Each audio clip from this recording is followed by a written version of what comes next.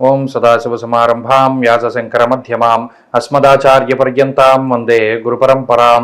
జ్యోతిష్ శాస్త్రాన్ని భావితరాల వారికి ప్రసాదించిన ఋషుల యొక్క పాదపద్మాలకి నమస్కారం చేసుకుంటూ, అలాగే నాకు ఈ జ్యోతిష విద్యను నేర్పిన గురువర్యులు జ్యోతిష బ్రహ్మ కీర్తిశేషులు శ్రీ ఏరంకి సూర్యనారాయణమూర్తి గారు, సూర్యశ్రీ దైవజ్ఞ గారి యొక్క పాదపద్మాలకి నమస్కారం చేసుకుంటూ, ఓం శ్రీ మహాగణాధిపతి నమః, శ్రీ గురుభ్యో నమః, హరి ఓం. వీక్షకులందరికీ నమస్కారం. జూన్ నెల 16వ తారీఖు లగాయతు జూన్ 22వ తారీఖు శనివారం వరకు ఉండేటువంటి గ్రహగతుల ఆధారంగా ద్వాదశ రాశుల వారికి ఈ వారం ఏ విధమైనటువంటి శుభాశుభ ఫలితాలు కలగబోతున్నాయో ఈ కార్యక్రమం ద్వారా తెలుసుకుందాం. అందులో భాగంగా ఈ వారం ఉండేటువంటి గ్రహగతులను గమనిద్దాం. ఈ వారంలో శనేశ్వరుడు కుంభరాశి యందు, మీనమందు రాహువు, మేషమందు కుజగ్రహము, వృషభ రాశి యందు గురుడు, మిథున రాశి యందు రవి, బుధ, శుక్రగ్రహాల యొక్క సంచారం అనేటువంటిది జరుగుతున్నది. అలాగే చంద్రుడు కన్యా, తుల, వృశ్చిక రాశుల యందు సంచరించబోతూ ఉన్నారు. కేతు కన్యా రాశి యందు ఉన్నారు. ఇటువంటి పరిస్థితుల్లో ద్వాదశ రాశుల వారికి ఏ విధమైనటువంటి శుభాశుభ ఫలితాలు కలగబోతున్నా తెలుసుకుందాం. మేషరాశి వారికి ఈ వారం చాలా అనుకూలమైనటువంటి వారంగా చెప్పవచ్చును. గత వారాలతో పోల్చుకుంటే ఈ వారంలో అనుకూలించేటువంటి గ్రహాల యొక్క సంఖ్య పెరిగింది. మరీ ముఖ్యంగా రాశిలో కుజగ్రహం కొంత ప్రతికూలమైనటువంటి ఫలితాలను ఇస్తూ ఉన్నప్పటికీ గురుడు యోగిస్తూ ఉన్నారు 2వ స్థానమందు. అలాగే తృతీయ స్థానమందు రవి, ఈ 15వ తారీఖు తర్వాత మారినటువంటి రవిగ్రహం తృతీయమందు యోగిస్తూ ఉన్నారు. లాభస్థానమందు శని యోగిస్తూ ఉన్నారు. ఈ వారంలో చంద్రబలం పరిపూర్ణంగా ఉంది. అంటే 4 గ్రహాల తాలూకు శుభ ఫలితాలు ఉన్నాయి. ఈ శుభ ఫలితాల యొక్క గ్రహ సంపత్తి వల్ల మరీ ముఖ్యంగా మానసికమైనటువంటి ప్రశాంతత దొరుకుతుంది.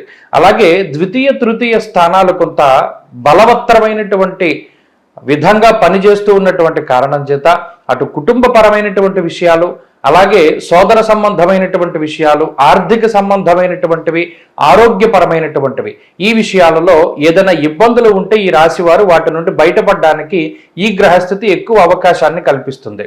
ఈ వారంలో ఉండేటువంటి ఆర్థిక పరిస్థితులను గమనిస్తే గత వారాలతో పోల్చుకుంటే ఈ వారంలో కొంత మెరుగైనటువంటి ఆర్థిక పరిస్థితులు ఉంటాయి. అనగా ఆదాయం అనేటువంటిది చక్కగా చేతికి రావడము, అలాగే ఖర్చులు అనేటువంటివి తగ్గుతూ ఉండేటువంటి పరిస్థితులను కూడా ఈ మేషరాశి వారు చూడొచ్చు. కాబట్టి ఆర్థికమైనటువంటి స్థిరత్వాన్ని ఈ వారం ఈ గ్రహస్థితి మీకు ప్రసాదిస్తూ ఉన్నది. ఇక ఆరోగ్యానికి సంబంధించినటువంటి అంశాలను పరిశీలన చేస్తే కుజుడు జన్మరాశి యందు సంచారం చేయడము, రాహు వ్యయమందు సంచరించడం వల్ల ఈ వారం చివరిలో ఉండేటువంటి అష్టమ చంద్రుని యొక్క ప్రభావం పడి వారాంతంలో ఏమైనా ఆరోగ్యపరమైనటువంటి చికాకులు రావడానికి అవకాశం ఉంటుంది. కాబట్టి కొంత జాగ్రత్తగా వ్యవహరిస్తూ ఉండాలి. అనగా శుక్ర శనివారాల్లో ఆరోగ్యపరమైనటువంటి కొంత జాగ్రత్త పాటిస్తూ ఉండడం చెప్పదగినటువంటి సూచన. ఇక కుటుంబపరమైనటువంటి విషయాలు చాలా అనుకూలంగా ఉన్నాయి. అనగా కుటుంబ సభ్యులతో ఉండేటువంటి సత్సంబంధాలు కానివ్వండి, అన్నదమ్ములతోటి, తోబుట్టువులతోటి, బంధువులతోటి, వీరితో ఉండేటువంటి సఖ్యత అనేటువంటిది మరింతగా పెరిగేటువంటి అవకాశం ఉంటుంది. ఇక ఉద్యోగానికి సంబంధించినటువంటి వ్యాపారపరమైనటువంటి విషయాలను పరిశీలన చేస్తే అవన్నీ కూడా మేషరాశి వారికి చక్కగా అనుకూలంగా ఉన్నాయి. ఉద్యోగపరమైనటువంటి అంశాల్లో ఎదుగుదల గోచరిస్తూ ఉన్నది. ఉద్యోగంలో గుర్తింపు, అలాగే ఉన్నతాధికారుల యొక్క ప్రశంసలు, ఉద్యోగంలో కొంత అధికమైనటువంటి శ్రమ గత కొద్ది వారాలుగా పడుతూ ఉన్నటువంటి మీకు కొంత ఊరట లభించడానికి అవకాశం ఉంటుంది. అలాగే వ్యాపారపరమైనటువంటి ఎదుగుదల గోచరిస్తూ ఉన్నది. విద్యార్థులకి ఈ వారం గ్రహస్థితి చాలా అనుకూలంగా ఉంటుంది. అలాగే ఈ వారంలో స్త్రీలకి, మేషరాశికి సంబంధించినటువంటి స్త్రీలు లాభపడడానికి అవకాశం ఉంటుంది.